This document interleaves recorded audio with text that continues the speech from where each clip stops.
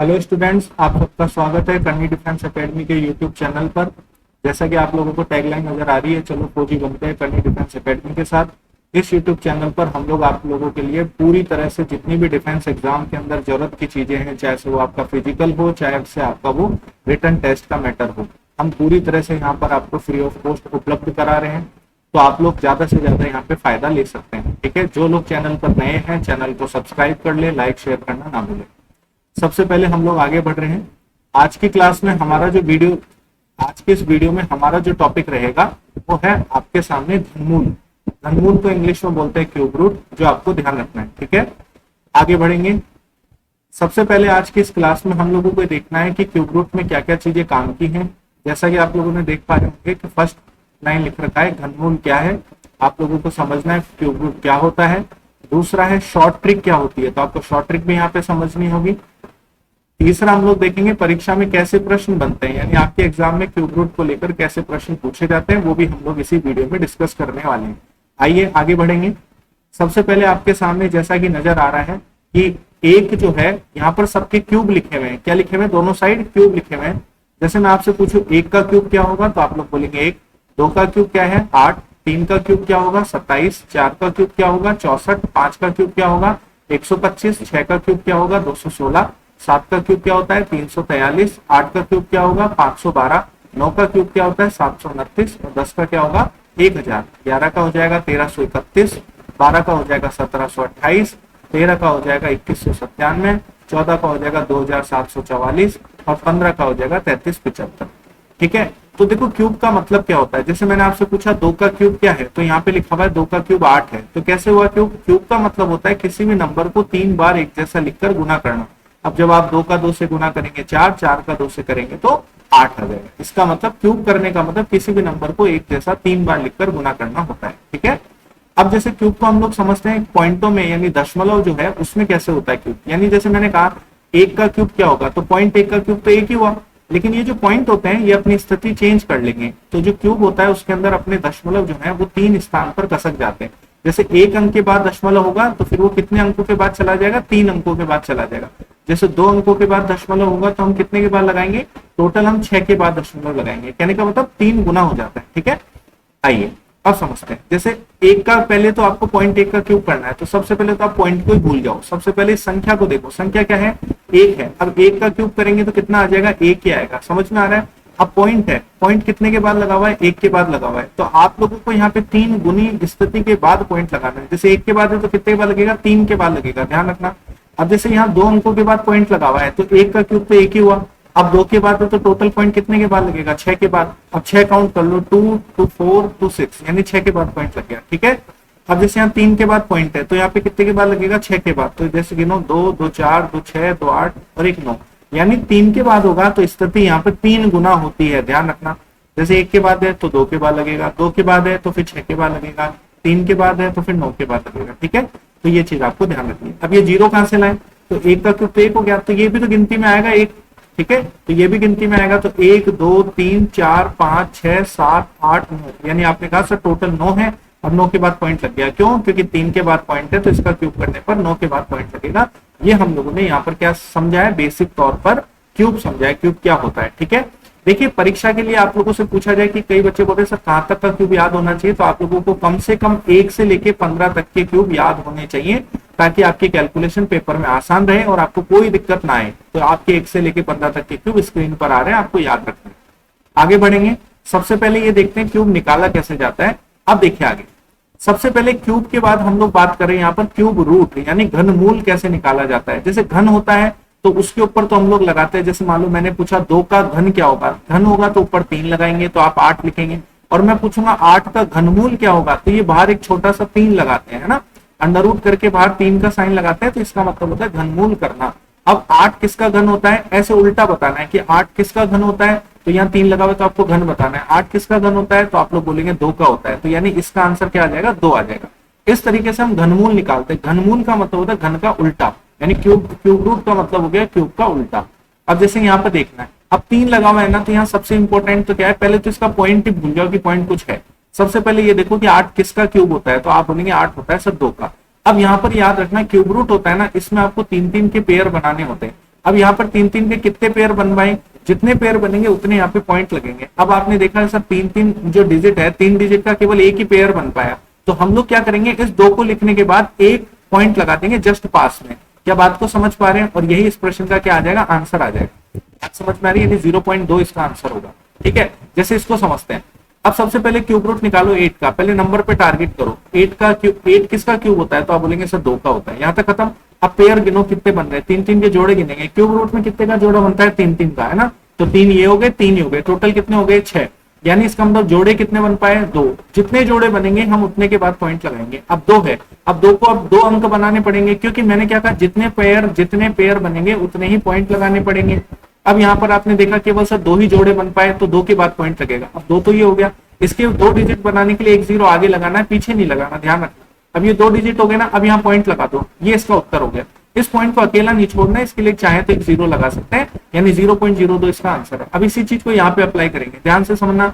अब 8 है, 8 किसका होता है, तो आप बोलेंगे सर 2 का होता है। समझ में आ गई यहाँ तक बात? अब उसके बाद पेयर गिनो कितने हैं, 3, फिर ये देखो 3, फिर ये देखो 3, यानी कितने पेयर बन गए, 3 जोड़े बन गए। जितने जोड़े उतने के बाद पॉइंट। ठीक है, अब 2 है, इसको 3 अंकों के बाद पॉइंट लगाना है, तो 2 0 आपने अपनी इच्छा से बढ़ा दी। अब क्या 3 अंक हो गए क्या, आपने बोला हाँ, यहाँ पॉइंट लगा लो। इस पॉइंट को दिखाने के लिए आपको क्या करना पड़ता है, आगे एक 0 लगानी होती है, ये ध्यान रखना। ठीक है, तो इसका आंसर क्या आ जाएगा, 0.002। अब और समझते हैं।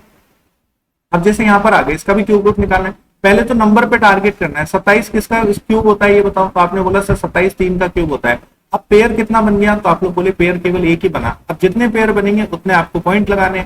अब यहाँ केवल एक ही पेयर बनाना, एक ही जोड़ा बना, तो इसका मतलब आपको एक के बाद पीछे से पॉइंट लगाना, ये इसका उत्तर आ जाएगा। समझ में आ गया? एक बार और देखते हैं, जैसे 64 पर आ जाओ। अब 64 किसका क्यूब होता है, तो आपने बोला सर 4 का। बात समझ में आ रही है? अब यहाँ पेयर कितने बने, पहले गिनो। अब पेयर बने 3 का 1 और 3 का 1, यानी 2 जोड़े बने। अब जितने जोड़े बनते हैं हम लोग जानते हैं, उतने के बाद पॉइंट लगाना है। अब यहाँ पे 2 अंक के बाद लगाना पड़ेगा, तो एक 0 बढ़ा ली और ये पॉइंट लगा दिया। समझ में आ रही है हर बात? यानी आपने देखा जितने जोड़े बनेंगे उतने के बाद पॉइंट, तो 2 जोड़े बन पाए 3-3 के, तो हमने पीछे से 2 अंक को गिना और यहाँ पॉइंट लगा दिया। इस पॉइंट को अकेला छोड़ते नहीं, इसलिए हमने एक एक्स्ट्रा 0 लगा दी। ठीक है, एक बार और समझते हैं। जैसे अब 1331 आ गया। अब 1331 किसका क्यूब होता है, तो आपने बोला सर 11 का।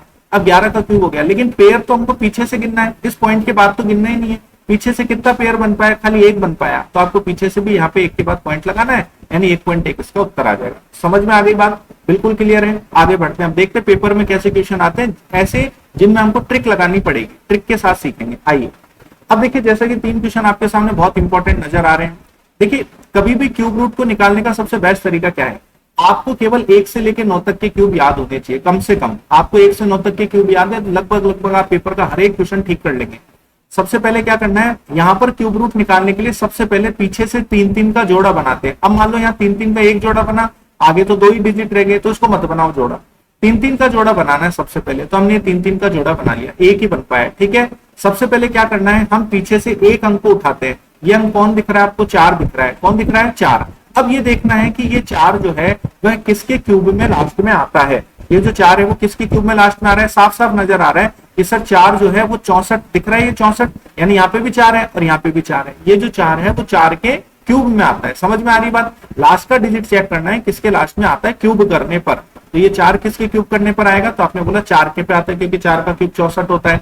ठीक है, अब उसके बाद इतना करने के बाद इस पूरे के पूरे पेयर को छोड़ दो। अब उसके बाद जो बचा हुआ है ना उसको पकड़ लो। अब क्या बचा हुआ है, 39। अब 39 को क्या देखते हैं कि क्या 39 किसी का क्यूब है क्या। आप लोग बोलेंगे सर किसी का भी क्यूब में जो यहाँ से यहाँ तक नजर नहीं आ रहा, इसका मतलब 39 क्यूब नहीं है ना, तो फिर इससे आप छोटा देखो। अब 39 से छोटा कौन होता है, तो आपने बोला सर 27 होता है। तो 27 किसका है, 3 का है। याद रखना 27 किसका है, 3 का है। तो आपने भी यहाँ 3 लिख दिया, इसका मतलब इसका आंसर आएगा 34, यानी ये 34 का क्यूब है। समझ में आ गई मेरी बात? अब अगले प्रश्न पर आते हैं। पीछे से वही बात, 3-3 के जोड़े बनाने हैं, बना लिए। लास्ट के पेयर को पहले हल करना है। ये देखिए कि ये जो 3 है ये किसके लास्ट में आ रहा है, तो 3 बताओ, साफ साफ नजर आ रहा है 7 के लास्ट में आ रहा है, दिख रहा है। तो आपने यहाँ पे लिख दिया 7। अब उसके बाद इन तीनों को छोड़ दो, यही काम होता है पेयर का। अब क्या करोगे, ये जो 300 नजर आ रहा है ना, इसको पकड़ो। क्या 300 किसी संख्या का घन होता है क्या, क्यूब होता है क्या? आप लोग बोले सर इनमें से दिख ही नहीं रहा। जब 300 किसी का क्यूब नहीं है ना, तो फिर इससे छोटा पकड़ो। अब 300 से छोटा कौन होगा, तो 300 से छोटा देखो 343 तो बड़ा हो गया। अब 300 से छोटा हो गया 216, और ये भी किसका होता है, 6 का। तो आप लोगों ने लगा दिया यहाँ पर 6, यानी 67 का आपका आंसर आ गया। 67 यहाँ पर क्या हो गया, इसका क्यूब हो जाएगा। बात समझ में आ रही है? बोलो क्लियर है यहाँ तक? इसी तरह से आप अगले पर आते हैं। तीन तीन के पेयर बनाने, तीन तीन के कितने पेयर बन पाए? 2।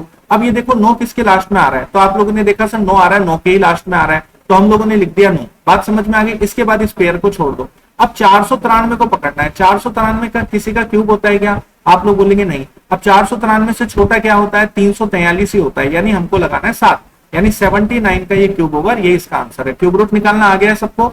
इस तरीके से पेपर में ट्रिक लगाकर आप किसी भी संख्या का क्यूब रूट निकाल सकते हैं, चाहे वो कितनी भी बड़ी संख्या हो। क्लियर है? आगे बढ़ते हैं।